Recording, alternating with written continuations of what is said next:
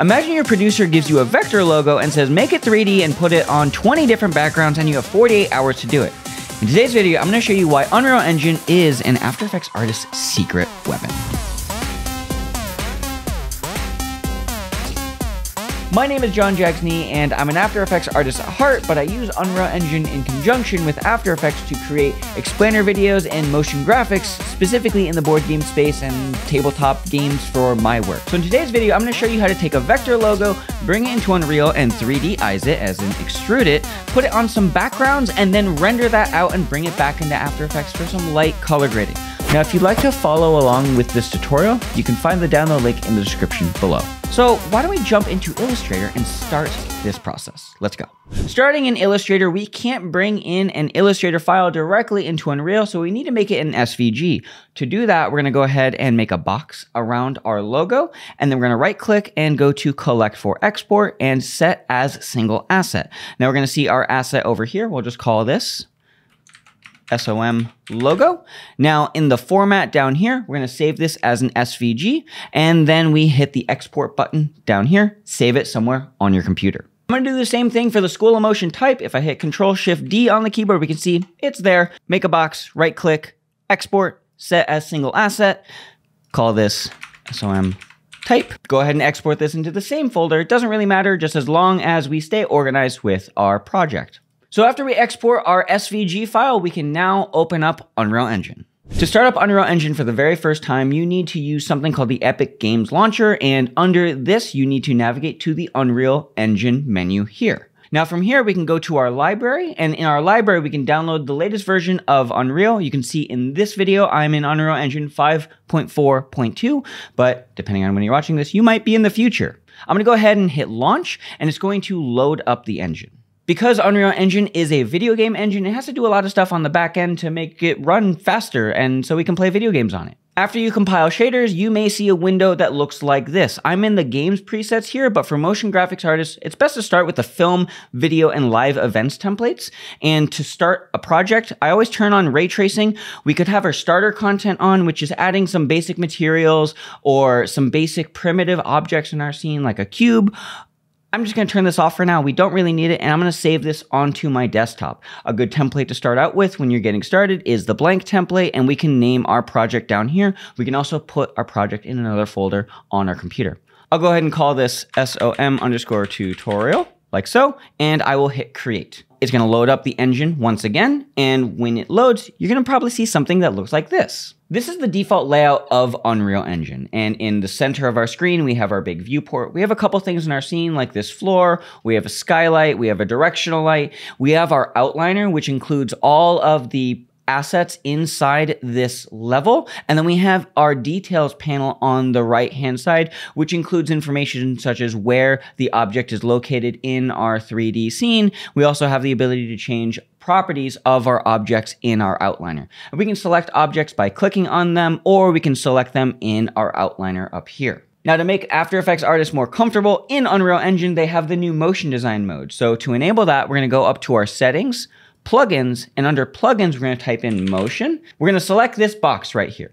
It is going to give you this window saying it is experimental. That's okay. Unreal Engine is constantly updating its engine, so this will improve as time goes on and get updated and have more features. So we're going to hit yes for now. We know it's experimental and we will need to restart. So let's go ahead and hit the restart button now. After you restart Unreal, it should look kind of like this. Let's go ahead and close the plugin menu. And now we have a new button at the very top of our Unreal Engine window. We have this motion design mode. When we turn this on, it's going to look a lot more like After Effects, which makes me very happy. In the motion design mode, it makes it a little bit more favorable towards After Effects artists or people who are typically used to doing motion graphics. We have our grid on the side here so we can see how much of the screen space our graphics take. We have a couple options to set our view space to show title frames, snapping, etc. down here. And we also have our motion design mode. Our motion design mode is this menu on the very left side here that we can see indicated by this dropdown. This dropdown has other modes in Unreal, but we'll cover these in a little bit. In the motion design mode, though, we have the ability to add 2D shapes, such as a rectangle. We have 3D shapes, such as cubes, spheres, toruses, etc. And if you're familiar with something like Cinema 4D, we have different actors like a cloner or text actors, effectors, etc. Now, you might be wondering, how do I move around in my Unreal Engine scene?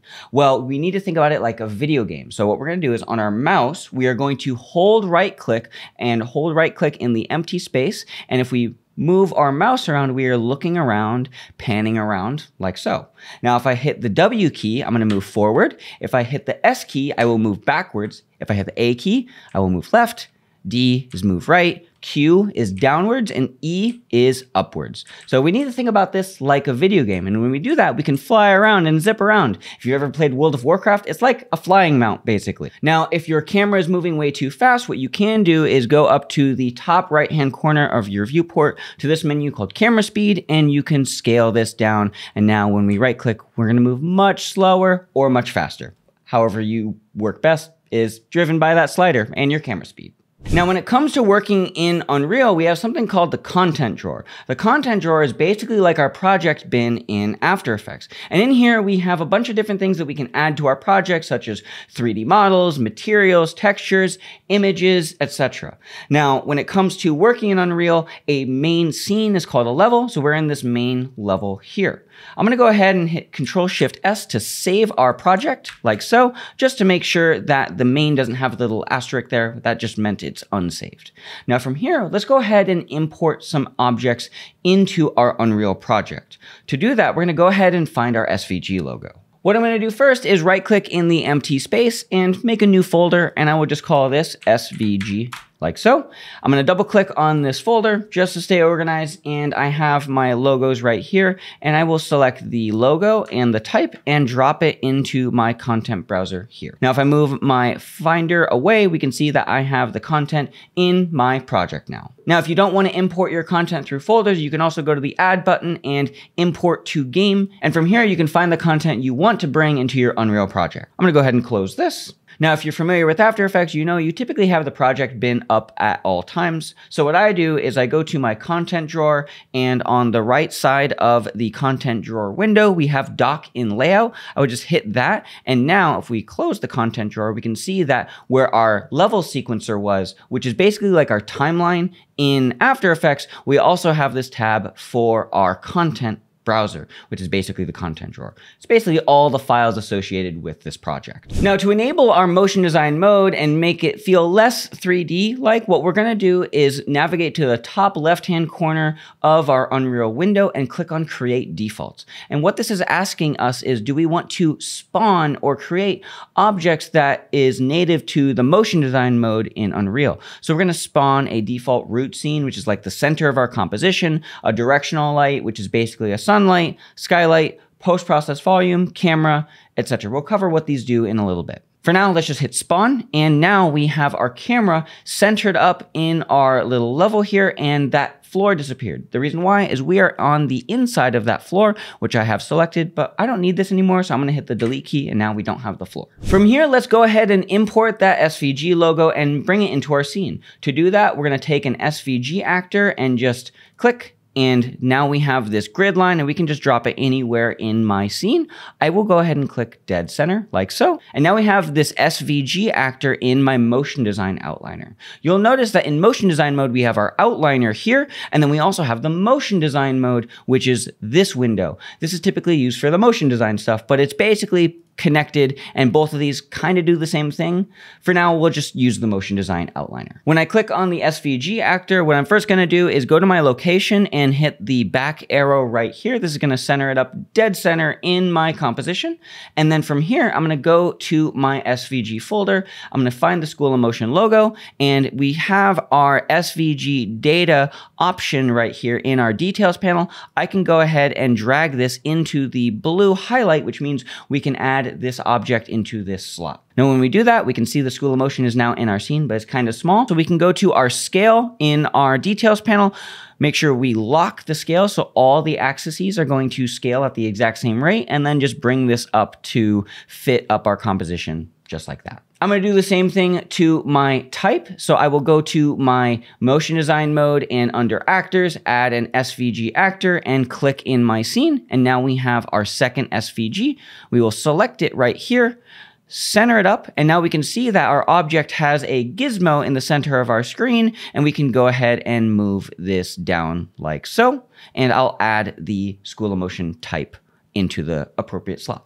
Now we can see here it's a little small. We don't only need to scale up or move our objects with the details panel. We can also select these gizmos up here and navigate through our translate or move around gizmo, our rotation gizmo, or our scale gizmo. I'll go to the scale, and then in the very center cube of this scale gizmo, I will just click and drag until it is the scale that I want, like so. Cool. So now we have the SVG logo in our scene. And to make this extruded and more 3D, what we can do is we can hit this eject button from our camera. We're currently looking through the main camera for the motion design mode. And if you go to your motion design outliner under the default scene, we have this camera right here. But I want to see this from a different perspective for just a moment. So I'm going to hit the eject button from the camera, hold right click and move to see this 3D logo. Now from here, I can select this, and under the details panel for the SVG actor, I can go ahead and extrude by some amount. That's going to be under the fills extrude here, and let's set this to like 4 just to demonstrate, and now it is a more 3D logo. And you have a bunch of different properties in the SVG actor, such as beveling. So if we wanted to get a little bevel under our object, we can frame up our 3D object and add a bit of bevel by just increasing this number to like 1, and now it's going to cut around the edges and sharpness around our 3D object. This is a little intense, so I'll set this to like 0.1, and it's a little hard to see still, and that's because this 3D object is using an emissive material, or it's taking the color from the Illustrator file and making it 100% of that, and it's not reacting to light, so it's unlit. Fortunately, we can go down into our details panel and we have this rendering mode. And under rendering, we can uncheck SVG is unlit. When I do that, it's going to do something called compile shaders, or it may just do it right away. And now this is going to respond to the light in our scene. Now we can see our 3D object respond to light by clicking on the light source here. And if we go ahead and increase the intensity, we can see it's getting brighter, or we can go ahead and change the rotation of our sunlight right here. This is the y-axis, the middle one, the yellow one, I'm colorblind, so I hope that's yellow. And we can just find a lighting that looks good for this 3D object.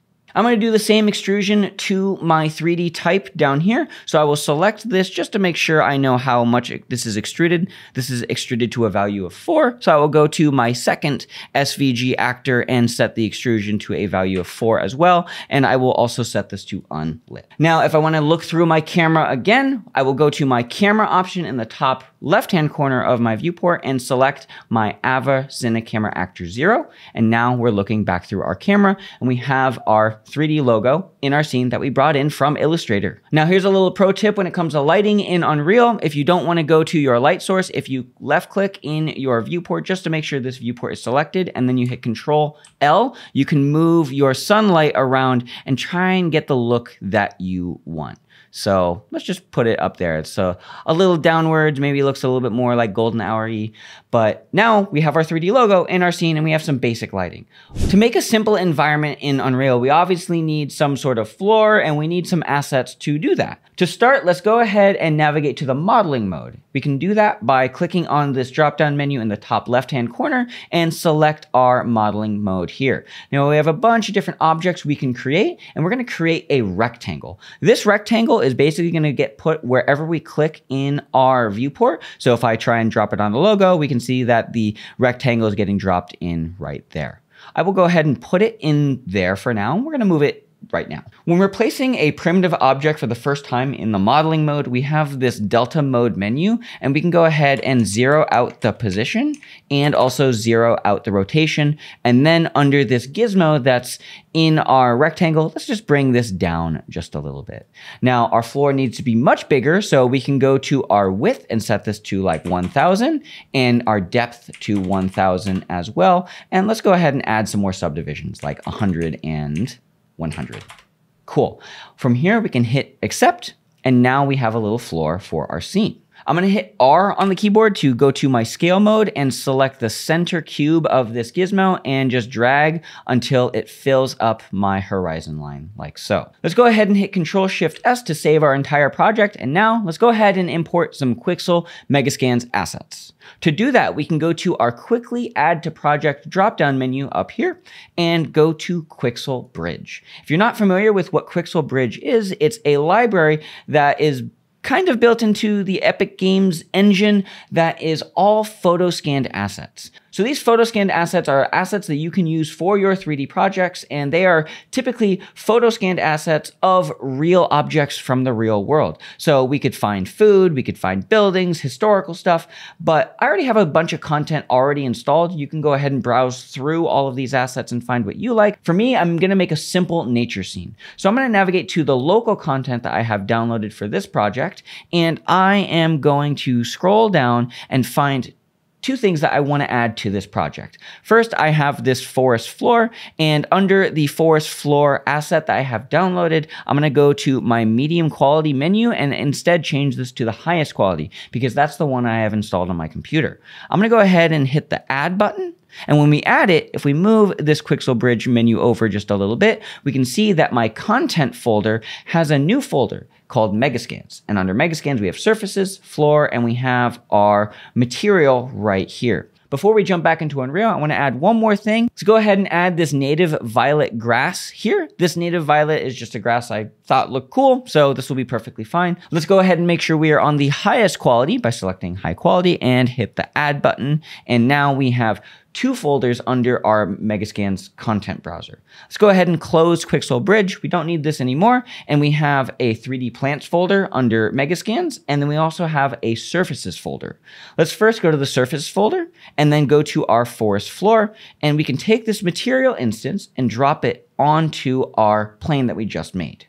Now we have a ground floor, but it still looks really big because this object is scaled to be very large. To fix that, we can double click on our material instance, and in this we have the material properties that we can change to maybe change the look. If you're familiar with 3D materials, you'll know that our roughness, our metallic is affecting how shiny it is and how metal it is. But for this, we just want to access the global properties. Under the global, we have our tiling and offset. So we're gonna make sure we turn this on, and now we're gonna overwrite these properties. And if we move this over just a little bit, we can now see as we change the tiling on our X, what if we set this to like 10 and click outside? Now it's super stretched, but if we go to the Y and set this to 10 as well, now we have something that looks a little bit more realistic. I'm gonna go ahead and close this material.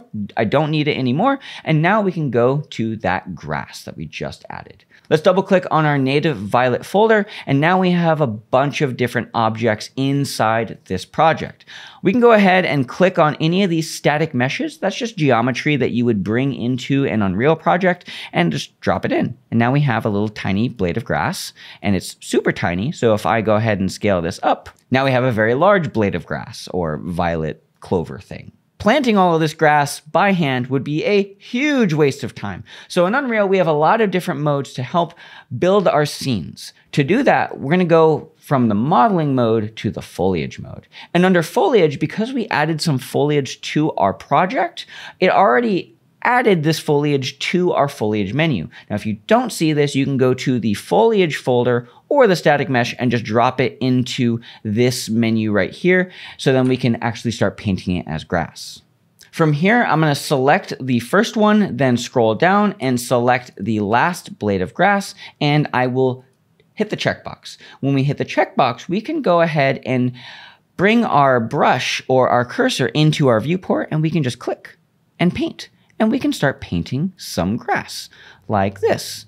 Very cool, very easy. Now we can see that this grass is all the same size. So if we hit undo, Control Z just a couple times, and back to where we started, we can scroll down under the foliage properties with our objects selected, and we can change a couple things. The number one thing I will always change in foliage is the scale X, and I will set this to like 0.8 or 1.2. for the min and max. And from here now, if we paint, we're gonna get different scales of this foliage as we click around our scene. We can also just hold click and paint our grass like so. What if I wanted this to be denser grass? Well, I can go to my density here and set this to like 5,000. And if I go ahead and click, now we're getting a very dense, lush grass. I can go ahead and click and see that we are adding grass all around our scene. And now we have this really nice, cool, really dense, lush flower field just below our logo. And then this big flower that we added some grass to as well. Because it's basically looking for any geometry or 3D object in your scene that the grass can collide with. So it did paint some extra grass on the big blade of grass that we didn't want, but hey, that's what it does. Now we can see here that our grass kind of gets cut off somewhere. And that's because the grass will only spawn the highest quality version of grass as it gets closer to the camera, and the further away, it's going to give us lower quality grass. But as After Effects artists, we don't need some of that video game devy optimization stuff. So what I do is I will use console commands down here to help turn off some of that stuff. Depending on how big your scene is, you may need to keep some of the optimization things on, but for a scene like this, we can go ahead and turn on all the grass. To do that, I will go to the type bar down here, and then I will type foliage.LOD distance scale. And this is the expression or console command that we can do to change where our foliage spawns relative to our camera. So right now the default value is set to 1, but if I set this to 5, we can see that our grass is going to spawn much further away from the camera. Now it's slowing down a lot more, so you will have to push and pull, and at render time, you can turn on all of it or none of it. For situations like this, I would work at a value of 1, so I would just hit the up arrow on the keyboard and then go back to 1, and now we're only spawning just enough. And from here, I would also go to my foliage mode, erase, and maybe I'll start erasing some because I don't need 500 million blades of grass. Instead, what I can do is go to my paint mode, set the density to like 500 instead, and then paint in only 500 blades of grass for density instead of 5,000, and this is gonna run a lot faster. I'm gonna go ahead and do a quick time lapse of making this scene just a little bit better, and then we'll touch base in just a moment.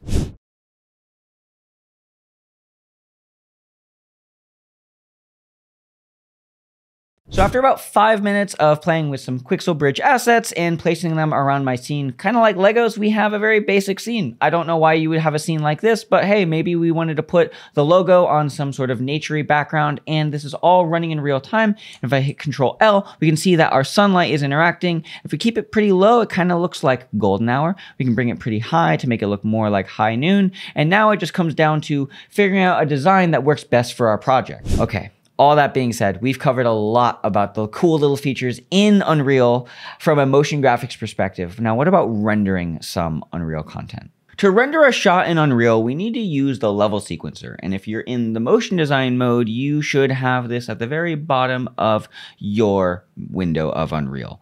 With this, we can add cameras, animation, etc. By default, a level sequence in the motion design mode is set to around 60 frames per second, and it's 120 frames. To change the output length, first we're going to hold Control and mouse wheel backwards with our mouse hovering over the level sequencer and bring our level sequence to a larger frame range, and then we take our playhead and find however long we want our clip to be, and then right click on the very top of our time and then set end time. You can also click and drag your playhead, and then from here you can also click and drag your out point here. And on average, having a start frame at frame 0 is a good starting point. I always set my frame rate or FPS to 24 frames just because it's cinematic, whatever that means. And now if we want to start creating a little animation, we need to add stuff to our level sequence. In the motion design mode, if you go into your outliner, you'll see that the default scene will have a camera. So we can take this Ava Cinecamera actor and drop this into our level sequence. Now, when we do this, we're going to see a couple things. First, we have our camera and a lot of properties associated with the camera. We can see the aperture, the focal length, the focus distance. If you're familiar with cameras, it's basically like a real camera, but in Unreal. And then we also have the transform property.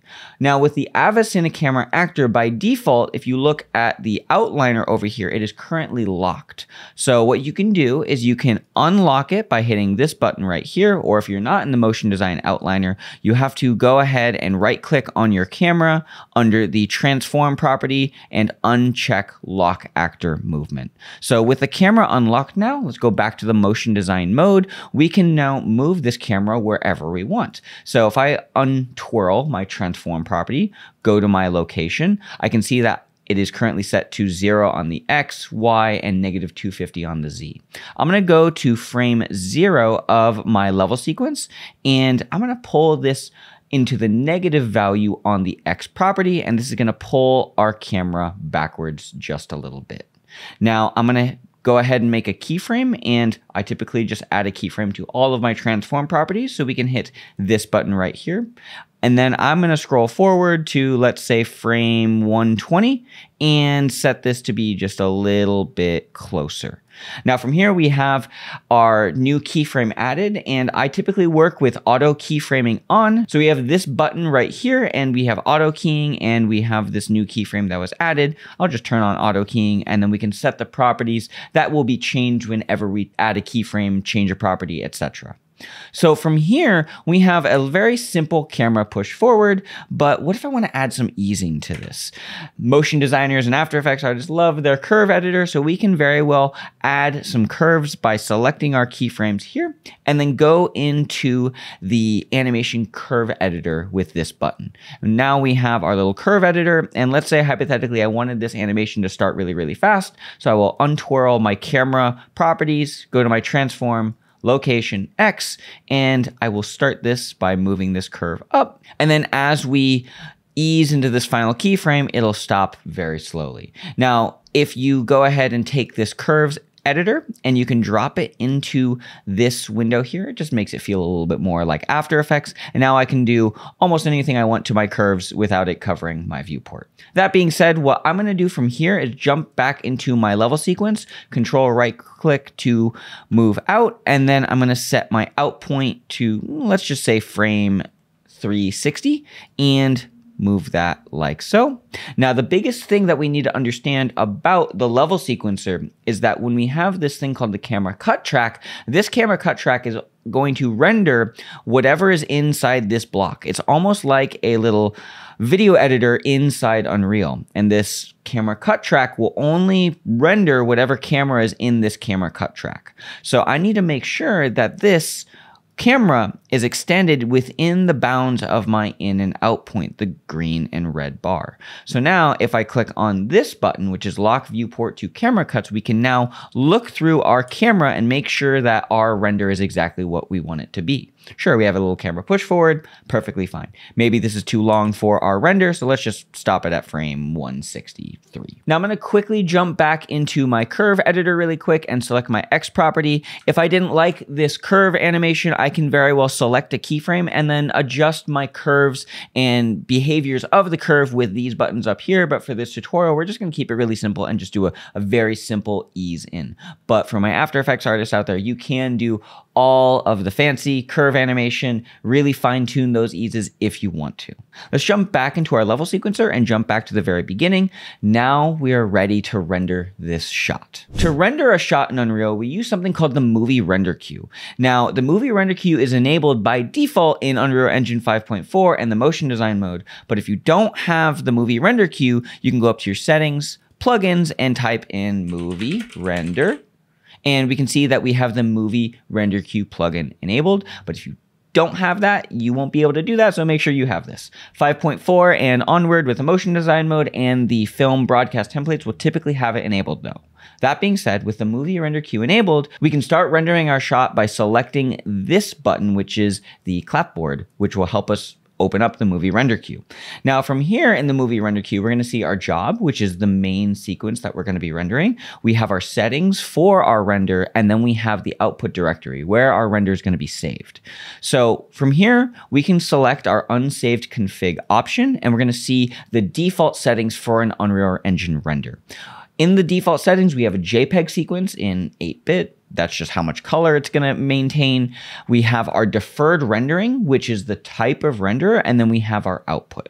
So when it comes to doing more advanced things in Unreal and rendering, you can add a bunch of different file types. You can very well add your PNG sequence, which is a standard for After Effects artists. If you want to do more advanced things like compositing and visual effects, you can add an EXR sequence here that will have crypto mats and more color depth information. And if you don't like image sequences, you can very well render with Apple ProRes if that is your flavor of render. For this tutorial, we're going to add a PNG sequence, and I will just select the JPEG and delete it.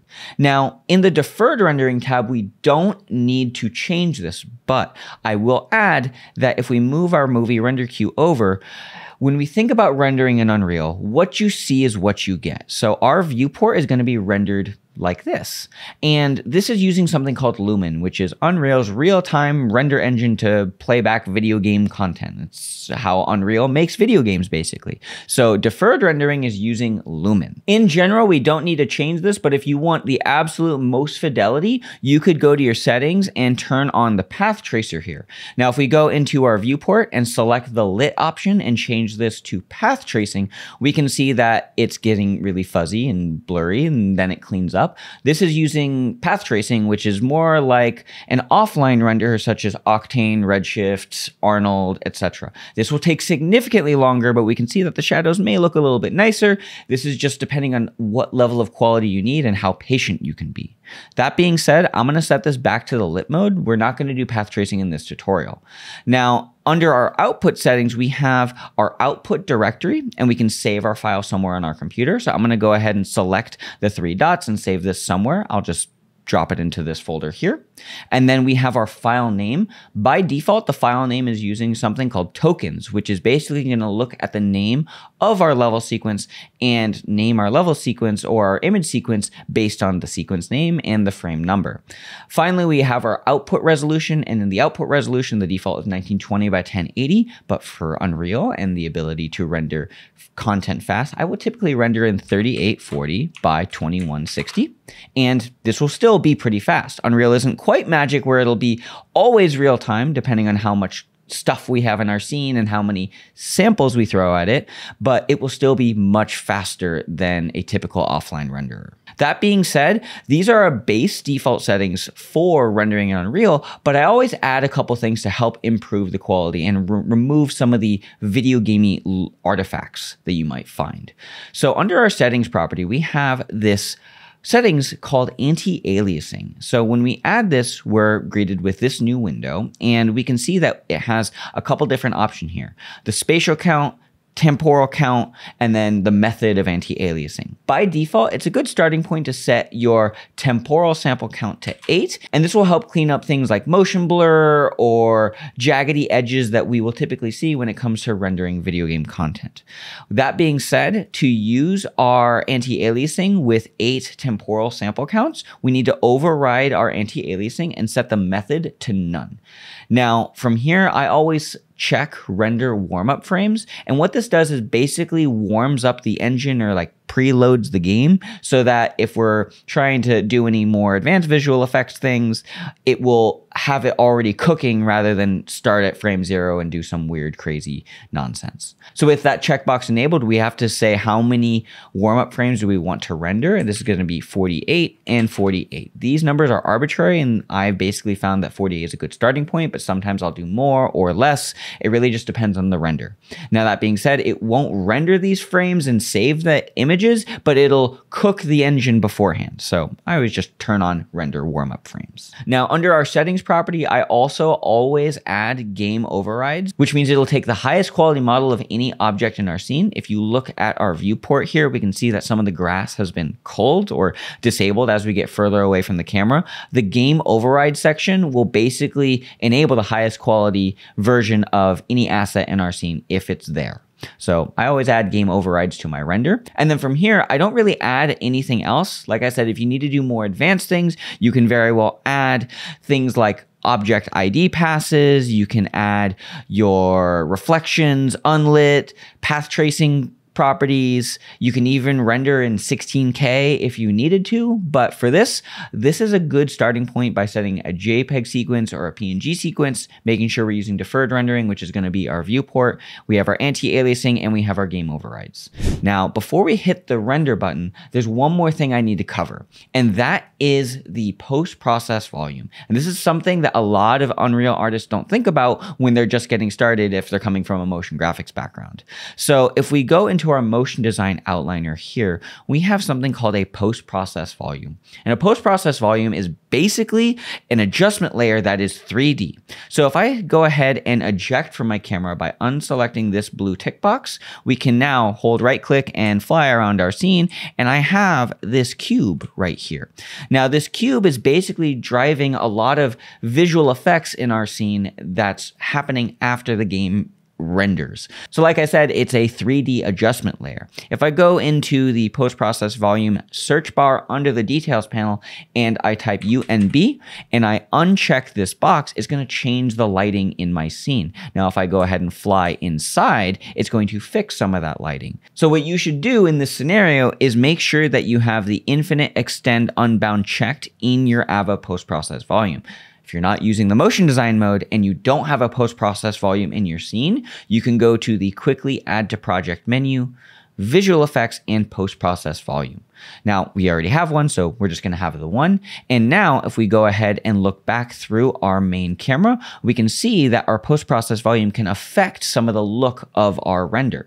Like I said, Unreal is what you see is what you get, but the post-process volume can add some effects to our render if we want it to. If I scroll down into my AVA post-process volume, we can see that we have a lot of different lens properties. So one of the more common ones that people will overdo is bloom. And if I turn on my method and then intensity, we can see that our render has this really soft glow effect, as if the brightest parts of the image are glowing. And we can turn it up, turn it down. We can even choose a different method, which is convolution, which will typically be used for game cinematics, but it is very expensive to render. So again, pick your poison. I will typically keep my bloom off though and do it in post. You can also add another set of classic After Effects effects directly in your Unreal Engine render. If we go into image effects and turn on a vignette, we can now get our center visual interest into our frame directly in our render. We could very well also add color grading effects, and under this tab, we can adjust the temperature of our render, make it warm or cool. We can adjust our shadows, midtones, highlights, etc. And if we need to do more advanced things when it comes to our rendering, we can also change properties for our global illumination, which is basically going to be how light bounces in our scene or our reflections. If you need to do more advanced things such as path tracing, motion blur, translucency, your post-process volume will also drive that. Now, the most important thing in the post-process volume is going to be your exposure property, because under our exposure property, this will affect how lights react in our scene. So you can basically think of exposure as a camera. And if you're trying to shoot a photo on a phone in bright daylight, it's going to try and auto expose the image. In the same way, if I change my exposure compensation, we can see how much light is being added into this virtual camera into Unreal. So on average, in the AVA post-process volume, the exposure compensation will be set to 0 by default, but I always set mine to 1 because at 0, the exposure compensation sets anything that is supposed to be pure white this off-white color, which I don't like. So I'm going to make sure my exposure compensation is set to 1, and I'm going to also set my min and max exposure to 1, which means as we fly around our scene, it won't try and do any auto exposure settings. If you have a little bit of a photography background, you can turn on your metering mode and we can adjust different types of exposure for our Unreal camera, such as basic, which is basically going to be the same thing, or manual. Now it gets much darker, but now we can drive our exposure compensation to be wherever we need the brightness of our image to be. I will typically keep this at auto exposure basic though, and then just uncheck that and set my exposure compensation to 1. So with the post-process volume in our scene, we're basically ready to render. So the render checklist typically goes like this. Do we have a camera cut track in our level sequencer? Do we have our camera in the level sequencer as well? Any animation? We always do a quick preview so we can hit the play button and see our camera push forward just like that. This looks good. I'm happy with this. And now we are ready to render. So let's go back to the clapboard here. We can make sure that it's getting saved to the folder on our computer, and we can go ahead and hit the render local button. Now, when we hit the render local button, it may do something called compiling shaders again, which is basically loading up the materials and content in our render. But now, as I look at my movie render queue here, we can see that it's doing our warm up, as in our warm up frames. And then once the warm up finishes, it's going to start pumping out frames for our render. Now we can see here under our subsample that it is basically calculating a sample per frame. And this is basically telling us it's rendering about a second and a half per frame, which is super fast, all things considered. And we can also see in our preview here that our grass was not culled in the highest quality settings. So the game overrides is enabling the highest quality of our grass regardless of the render settings. So this will probably take about 10 minutes to render for around 163 frames, which is super fast if you don't have experience with 3D. So I'm gonna let this finish, and then we can jump into After Effects and finish up with some basic color grading techniques from an Unreal Engine render. Before we jump into After Effects, I do want to share with you the more advanced rendering technique. So that is going into our plugins and turning on render passes, and we are looking for movie render queue additional render passes. We turn this on and it's going to ask us, do we want to do it? Is it going to be stable? Let's just hit yes, and we will need to restart Unreal.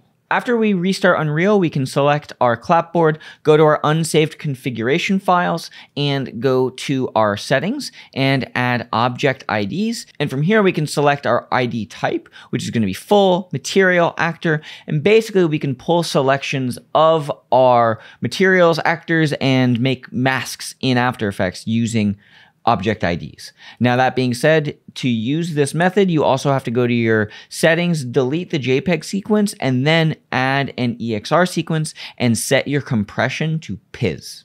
Everything else will be the same in your Unreal Engine deferred render settings. So we can go and add some anti-aliasing, set our samples to where they need to be.